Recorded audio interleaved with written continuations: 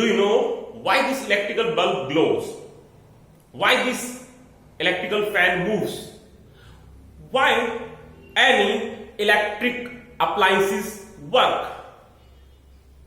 We know due to electric current. And we also know the wires which we are using for this purpose are made up of any type of metal, maybe aluminium or maybe any other metal. These metals are also known as conductors because they will allow or permit electric current to pass through them. They show the movement of electrons, flow of electrons, due to which electrical current generates or conduction will occur. But we may have different type of other conductors. So we will study about conductors and conductivity under our chapter's name electrochemistry of class 12. So what do you mean by conductors? So conductors are those substances which allow or permit electric current to pass through them. There are other substances as well, and these are known as insulator, which will not allow or permit electrical current to pass through them. You can take the example of rubber or plastic. These are insulators. We may have third category, that is semiconductors. They will show conduction in between conductors and insulators. Like silicon, germanium, such type of substance or element will act as semiconductors. Now if we talk about conductors, conductors are of two types, metallic conductors and electrolytic conductors. Metallic conductors, as the name suggests, are metals, and they will show the flow of electrons, and there will be conduction without any type of change in their chemical composition. Whereas electrolytic conductors or ionic conductors, which are also known as electrolytes, will allow electrical current to pass through them in their solid state, not in their solid state but in their molten or aqueous state. And they will not show any type of change in their chemical composition. They will not show any type of decomposition. So this is the basic difference between metallic conductors and electrolytic conductors. That is, we can say metallic conductors show the flow of electrons, whereas electrolytic conductors show the flow of ions. In case of electrolytic conductors or electrolytes, ions will flow and the current will be generated, or the conduction will occur due to the flow of ions. Metallic conductors show decrease in their conductance with increase in temperature, whereas electrolytic conductors show the increase in conduction with the increase in temperature. Electrolytes or electrolytic conductors are also of two types, strong electrolytes and we may have weak electrolytes. Strong electrolytes are those electrolytes which allow the current or permit the electrical current to pass through them very easily, whereas weak electrolytes will not allow electric current to pass through them very easily. Strong electrolytes are basically strong acids, strong bases and strong salts like HCl, NaOH, KCl, whereas weak electrolytes are weak acids or weak salt or weak base like CS3COOH acetic acid or NH4OH ammonium hydroxides. Now, if you talk about the second topic, that is conductance of electrolytic solution. We already know about the Ohm's law, which states that electric current will depend upon the potential difference. We can say potential difference is directly proportional to the electric current carrying by the conductor. So we can also write here V is equal to IR, where R is the proportionally constant and this R is known as resistance.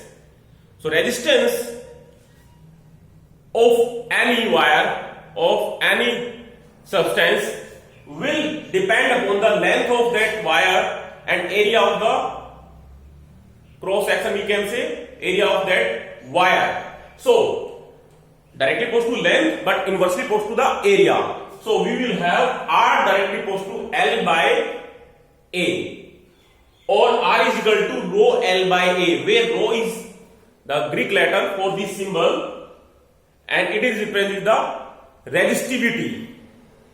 So R resistance has unit and this is ohm, represented by this symbol ohm, whereas rho RHO is known as resistivity and the unit of resistivity will be ohm meter or ohm centimeter. Why? When we we'll find out rho from this value, we will have rho is equal to R into A by L. A is meter square, L is meter, so it will be cancelled by this meter and we'll have unit of R is ohm and we'll have here meter. After cancelling area by length, then ohm meter will be the unit of rho, resistivity. Now another term G, that is conductance. It is opposite of resistance because resistance is obstruction to the flow of current. So conductance or current, we can say capacity of current will be opposite of resistance. It means G is equal to 1 by R. So we'll write the values of R and these are what? These are rho L by A. So putting the values of R, rho L by A, we will have G is equal to A by rho L, or G will be equal to kappa. This symbol is kappa, A by L. Kappa is equal to 1 by rho. Kappa is conductivity and it is opposite or reverse of resistivity. Kappa is equal to 1 by rho. So we can say the G conductance, the unit of conductance G will be ohm per ohm, because ohm is the unit of R resistance and G is the opposite of R or reverse of R. Then we will have unit of G is equal to per ohm.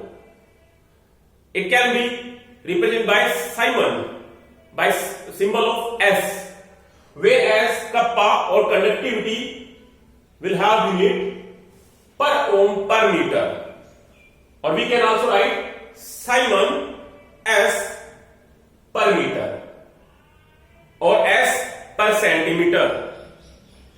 So this is about conductance of electrolytic solution. But when we talk about this conductivity kappa, it is called as specific conductivity.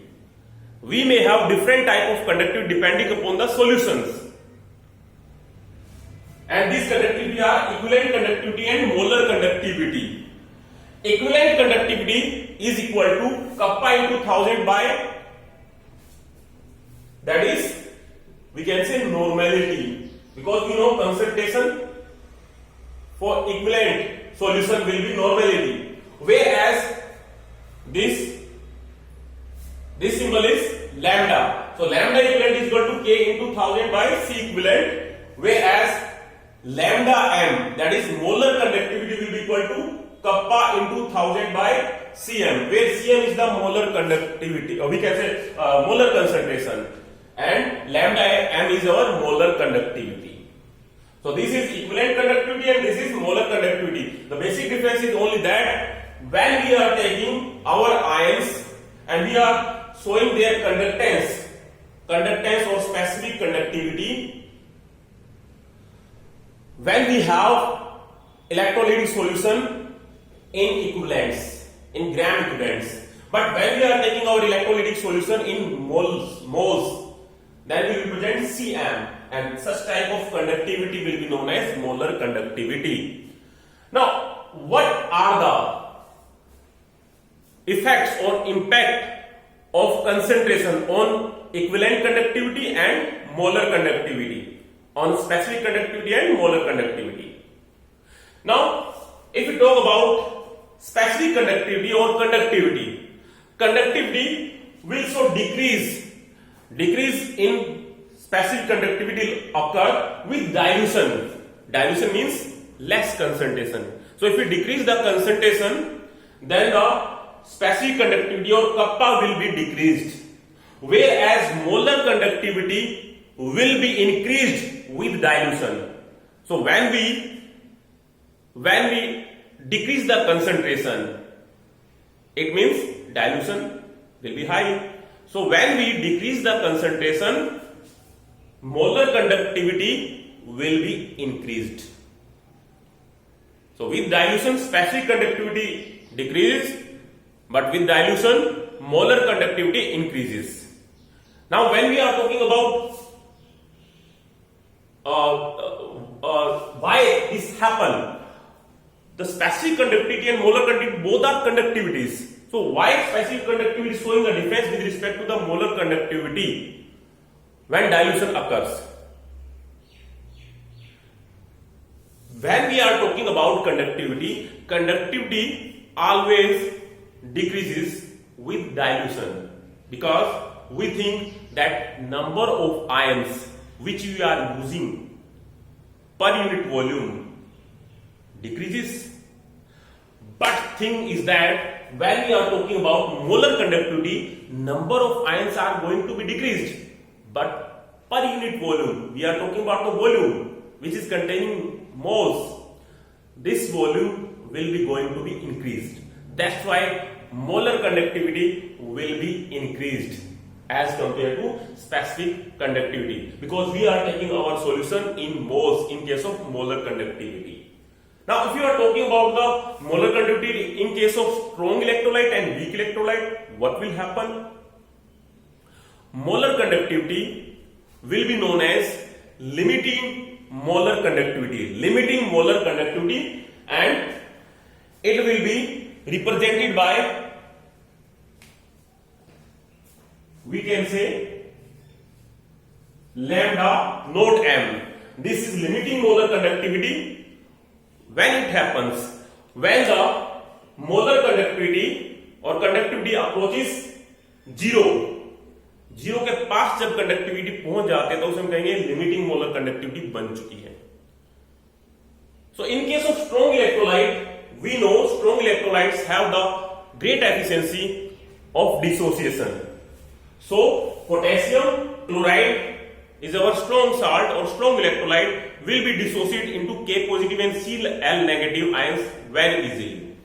That's why with the decreasing concentration, this is our molar concentration, this is our molar conductivity. So with the decreasing concentration, so we are going for dilution. So if we are inducing dilution or decreasing concentration, then molar conductivity will be increased. In case of strong electrolytes, you can see this straight line, this line. Whereas for a weak electrolyte like acetic acid, CH3COH, molar conductivity for strong electrolytes is less as compared to strong electrolyte. But when we compare molar conductivity of weak electrolyte with molar conductivity of strong electrolyte at zero, near about zero, the molar conductivity of weak electrolyte will be increased rapidly. The reason behind that, because at this time this curve will show up The reason behind that, because the number of ions which are going to be dissociated will become high. That's why when we approaches near zero or limiting conductivity, limiting molar conductivity with dilution, the conductivity will be increased. Molar conductivity will be increased very rapidly in case of weak electrolyte. Beyond that, it was very less as compared to strong electrolyte. पहले वो strong electrolyte से कम होती थी, लेकिन जैसे ही हम dilution बहुत ज्यादा कर देते हैं तो वीक इलेक्ट्रोलाइट की कंडक्टिविटी, मोलर कंडक्टिविटी बहुत तेजी से बढ़ जाती है, स्ट्रॉन्ग इलेक्ट्रोलाइट्स को भी पार कर जाती है, ऊपर चली जाती है, क्योंकि उस वक्त उसका डिसोसिएशन ज्यादा बढ़ जाता है. So that's about the variation of the conductivity and molar conductivity with concentration. Now, next topic is about Kohlrausch law. Very important law. Let's talk about that.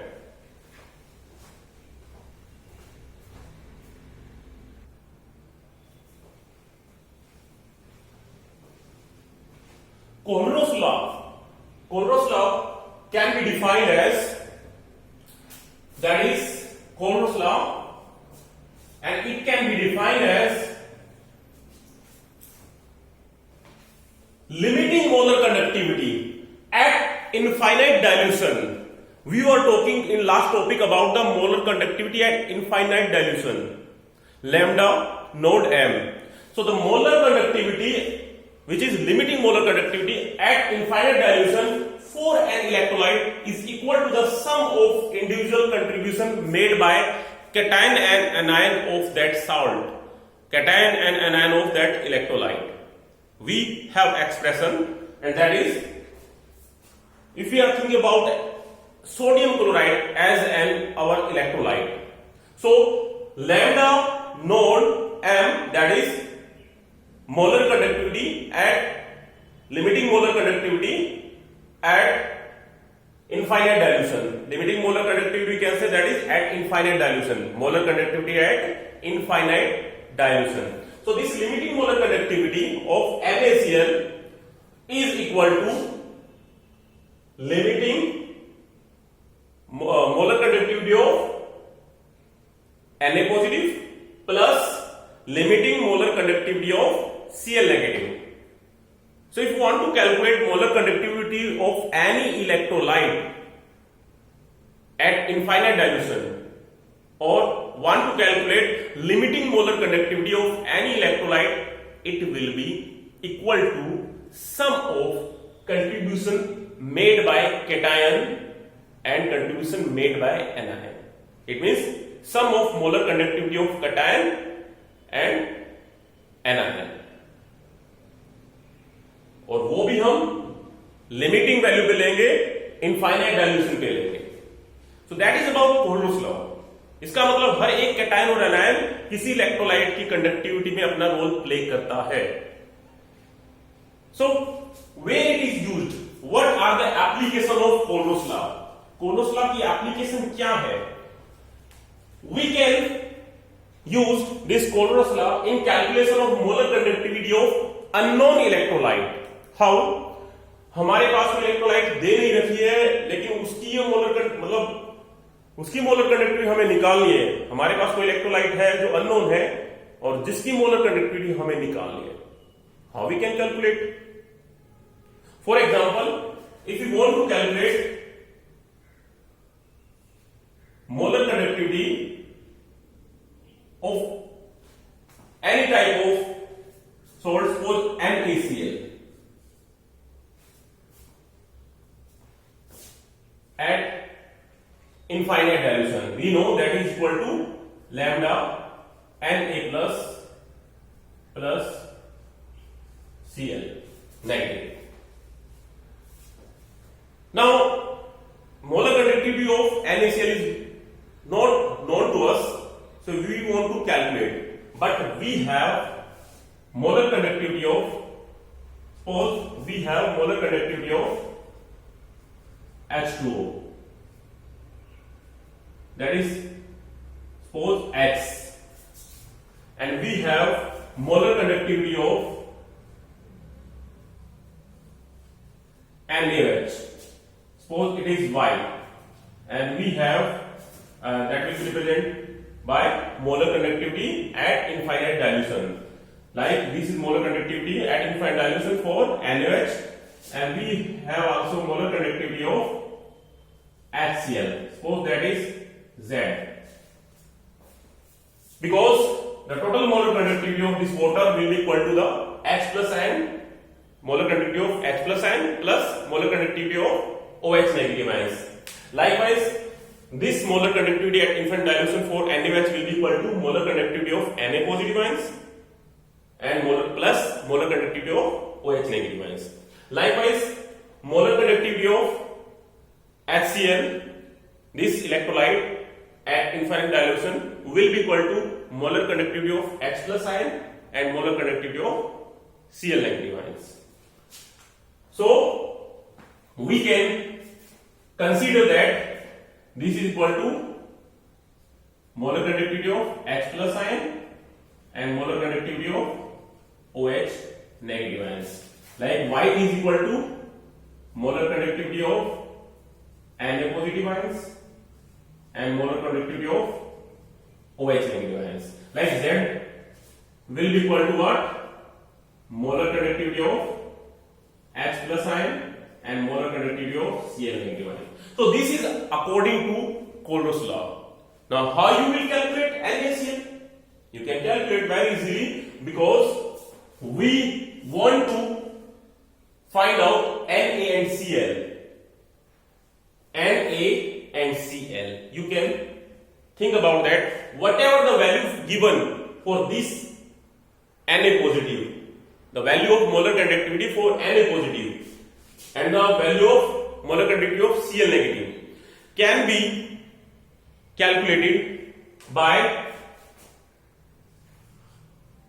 adding molar conductivity of Y and Z and subtracting molar conductivity of X. How? We know Y plus Z minus X. How? Because this is Y and this Z, so Y is equal to Na plus OH negative and Z is equal to H positive and Cl negative. So Y plus Z minus X, and X is what? For H positive, molar conductivity for H positive and OH negative. Now for value of Y we have Na positive, lambda node Na positive plus lambda node OH negative. This is value of Y, whereas value of Z is lambda H positive plus lambda Cl negative. Now we want to subtract it. We want to subtract X from Y and Z, and X is what? Equal to what? Lambda H positive plus lambda OH negative at infinite dilution. So whatever the values given for OH negatives and H positive, these will be cancelled out.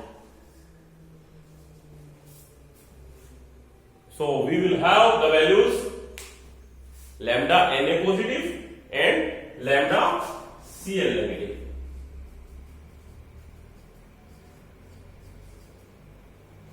And we know the individual contribution made by this cation and anion, the molar conductivity of this cation and anion will be equal to the molar conductivity of that electrolyte. It means it will be equal to molar conductivity of NaCl at infinite.